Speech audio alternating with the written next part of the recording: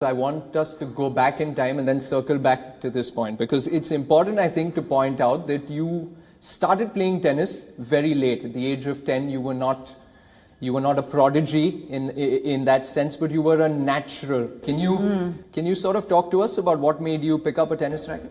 Yes, so I started playing tennis at 10 years old. I was in Florida, which is late compared to all the other kids. You usually start around 3, 5, 7.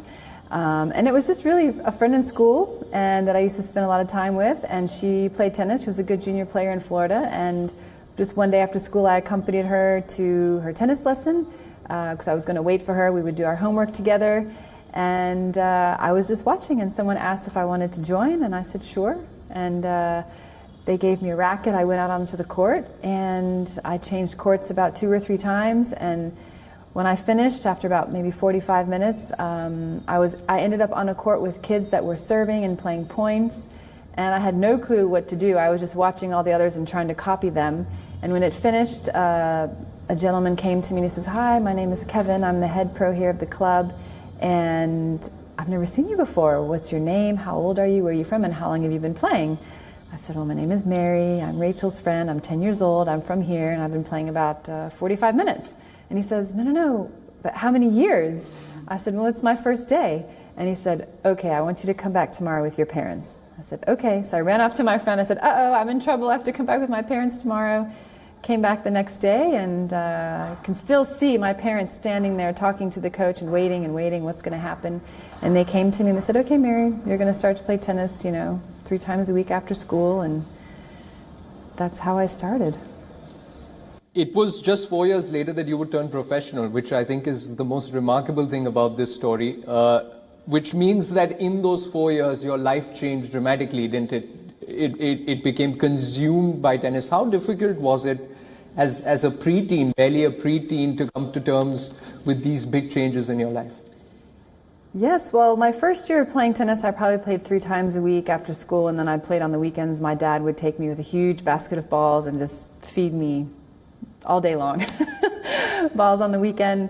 And second year I probably played every day after school, third year even more, and then at 13 years old my father took me out of school. I continued through correspondence courses, and I basically played like all day long. I was probably training at least 8 hours a day, hitting hundreds and thousands of balls, and it was difficult. I was sad when I was taken out of school because I loved school, and I actually wanted to be a pediatrician. That was my plan before I even started playing tennis. And then moving to France was also very difficult because I didn't speak French, and I had to learn French at 13, and it was difficult to make friends and have other friends to play with. So the transition was very hard, and it was very difficult. And then starting on the Pro Tour at 14, which I actually could have played on the Pro Tour at 13, but there's a rule on the WTA Tour, the minimum age is 14, so I had to wait a year. And started competing on the Pro Tour at 14, which was a total life change, because now you're traveling every week to a different city, a different country, and an adult world all of a sudden, so it was not easy at all. Gone on the record to say that those first few years, maybe up until you were 18 years of age, was the worst time of your life, and perhaps a large part of it was to do with the difficult relationship that you had with your late father, who, if I may say so, pushed you in ways that you did not want to be pushed. He was your coach as well. Can you tell us a little bit about what led to you severing ties with him around then, I think when you were 18? Yes, so my dad was my coach, and I had other coaches that he would let come in coach me from time to time, but he was the one who was always coaching me until I was 18.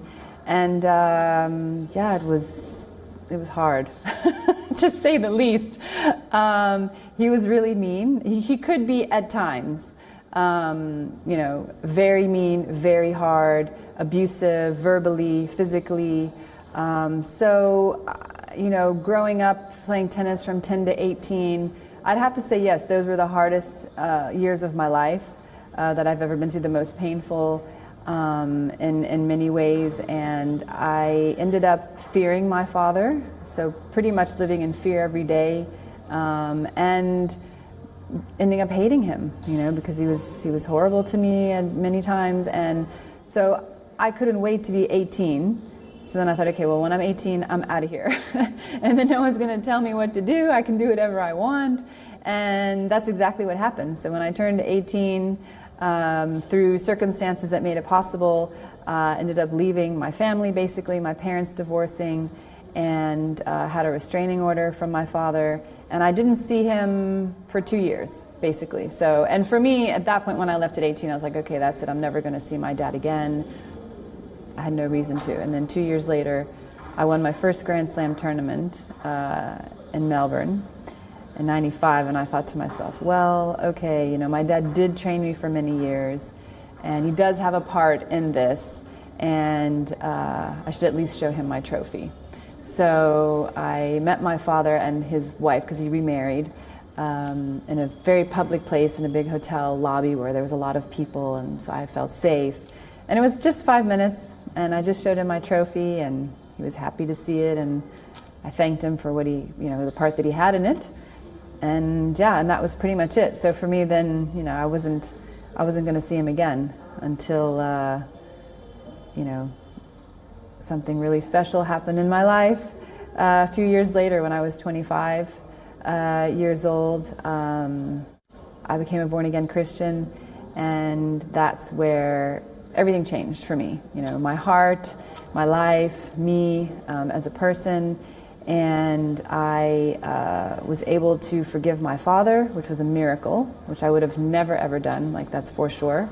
And I was able to forgive my dad, and the Lord really just restored my heart and restored our relationship and gave me a new heart and a new life and a new love for my father that I'd never had and that I probably would have never had, and was able to enjoy a father-daughter relationship from then on.